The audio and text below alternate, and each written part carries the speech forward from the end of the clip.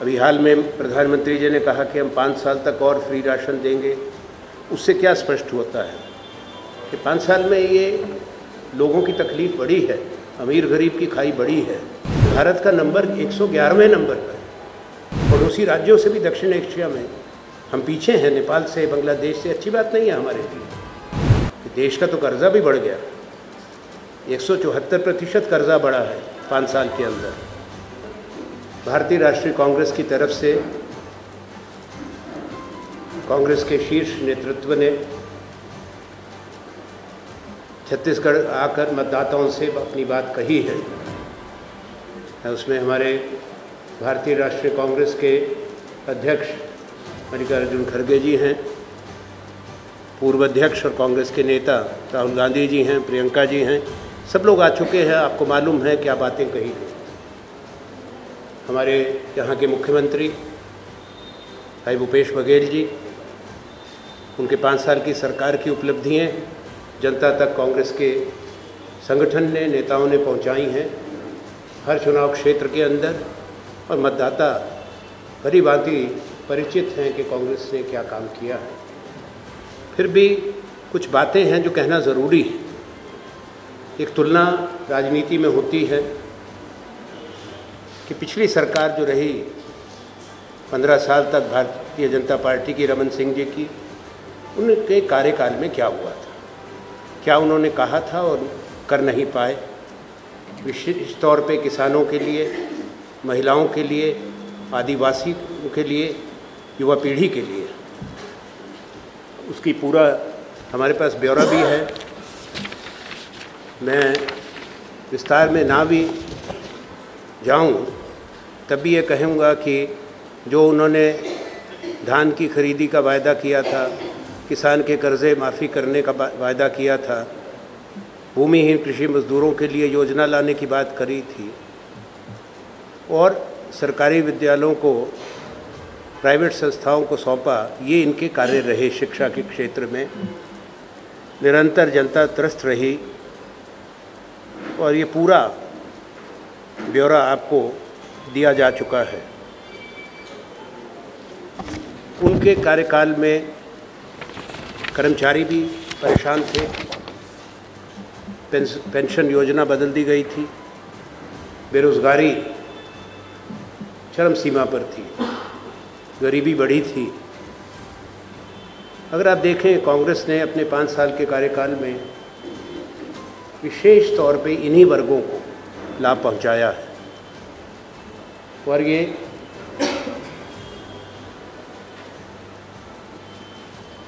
बधाई देनी चाहता हूँ यहाँ के मुख्यमंत्री को, कांग्रेस की सरकार को, कि पिछले 5 साल के अंदर 40 लाख लोग गरीबी रेखा से बाहर लाए गए। अपने आप में बहुत बड़ी बात है, क्योंकि इसी 5 साल के अंदर कोविड की महामारी भी थी। और ये कांग्रेस पार्टी नहीं कह रही है, नीति आयोग ने भी अपनी रिपोर्ट में इसको कहा है। जहाँ तक किसानों की बात है, पिछले साल 2640 रुपया धान का दिया गया था, जिसमें एमएसपी शामिल थी, इनपुट सब्सिडी भी थी, और इस राज्य में राजीव गांधी किसान न्याय योजना भी लागू की गई। इस साल 2800 रुपये अनुमानित है और 3200 रुपये कांग्रेस ने कह दिया है धान की खरीद का। मुझे मालूम हुआ अभी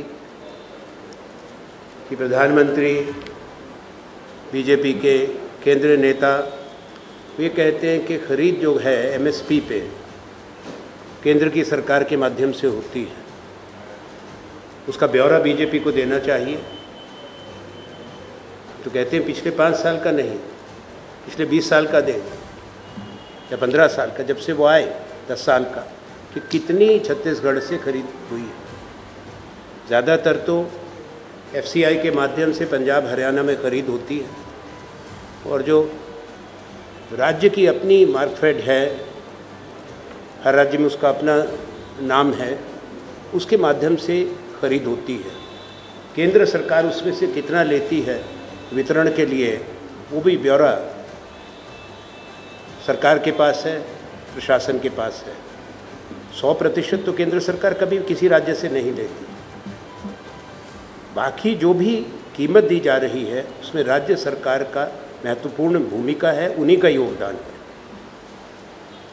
तो एक गुमराह करने की बात है भारतीय जनता पार्टी के द्वारा। यहाँ तो लोगों का एक विश्वास है कांग्रेस की सरकार में, कांग्रेस की नीतियों में, पर क्योंकि केंद्र का नेतृत्व, देश के प्रधानमंत्री, गृह मंत्री, अन्य वरिष्ठ मंत्री आ रहे हैं, मेरी उनको ये राय है कि तथ्यों को जांच परख करके अपनी बात रखें और जनता को उनकी याददाश्त को इतना कमज़ोर मत समझे। कुछ लोगों की हो सकती है, पर अगर मोदी जी के अपने वायदे निकाल लिए जाएं 2014 से और वो कहाँ तक पूरे हुए या नहीं हुए, तो जवाबदेही वहाँ बनती है। 15 लाख रुपए वो जुमला बन गया, 2 करोड़ रोज़गार एक साल में देने का था। आज आज़ादी के बाद सबसे बड़ी बेकारी भारत के अंदर है। अभी हाल में प्रधानमंत्री जी ने कहा कि हम 5 साल तक और फ्री राशन देंगे। उससे क्या स्पष्ट होता है कि 5 साल में ये लोगों की तकलीफ़ बड़ी है, अमीर गरीब की खाई बड़ी है। दुनिया में एक हंगर इंडेक्स बनता है कि किस देश में लोगों को पर्याप्त पोषण नहीं मिल रहा, भोजन नहीं मिल रहा। उसमें भारत का नंबर 111वें नंबर पर है। अब एक तरफ हम और हमारे अंदर क्षमता है, विश्व की एक बड़ी शक्ति है, ये बहुत बड़ा देश है, फिर 111वें नंबर पे। अपने पड़ोसी राज्यों से भी दक्षिण एशिया में हम पीछे हैं, नेपाल से, बांग्लादेश से। अच्छी बात नहीं है हमारे लिए। तो इसका जवाब कौन देगा? जब अगर प्रश्न भी पूछे तो नाराज़ होते हैं। प्रजातंत्र में तो सवाल पूछे जाते हैं, जवाब मांगा जाता है, जवाबदेही तय की जाती है। तो दिल्ली की सरकार की बात हम बाद में तय करेंगे। देश का तो कर्जा भी बढ़ गया, 174% कर्जा बढ़ा है 5 साल के अंदर। जो डेट टू जीडीपी रेशो जिसको कहा जाता है, वो 58 लाख करोड़ था, अब वो 160 लाख करोड़ के पास पहुंच गया। ये देश का कर्जा है।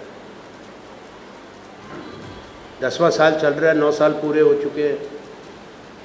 भारत की जीडीपी दुगनी नहीं हुई।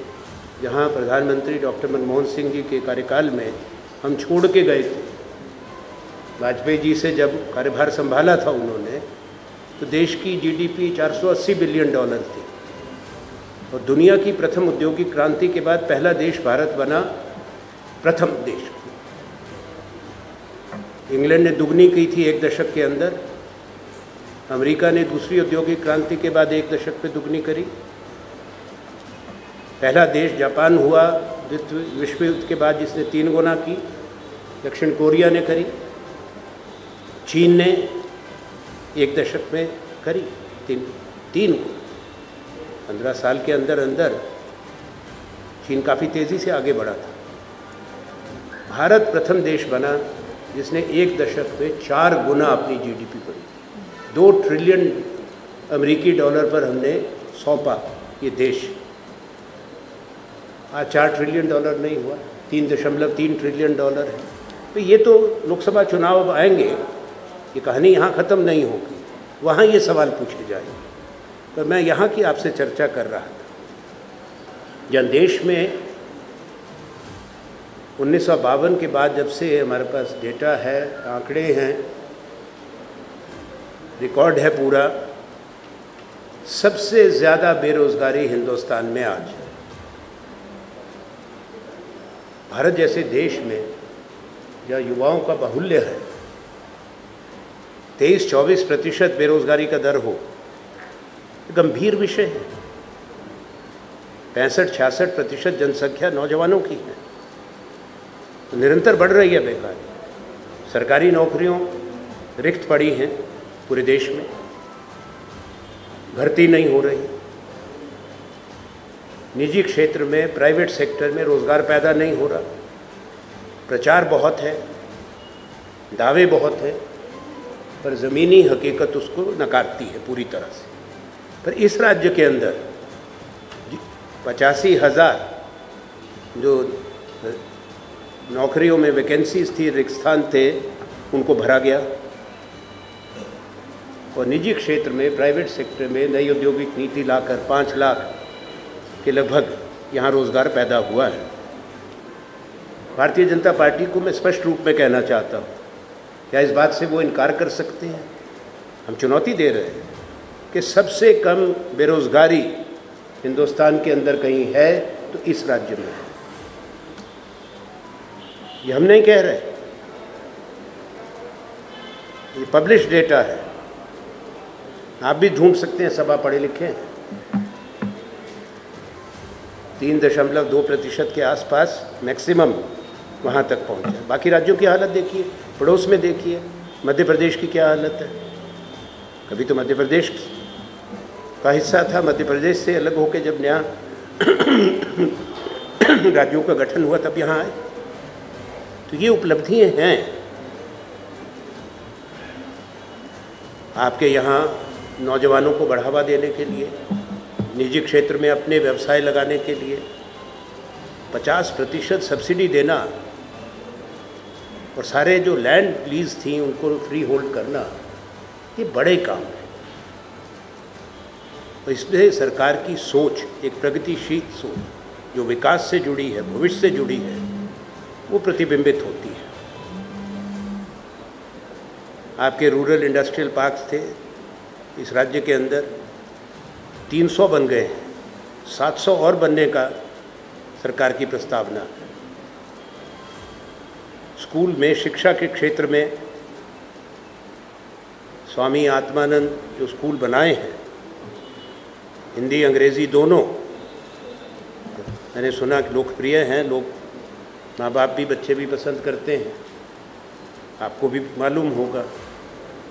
वो 727 खुल चुके हैं और 6,000 स्कूल खोले जाएंगे, ये कांग्रेस ने अपना वचन दिया है अपने इस चुनाव के घोषणा में।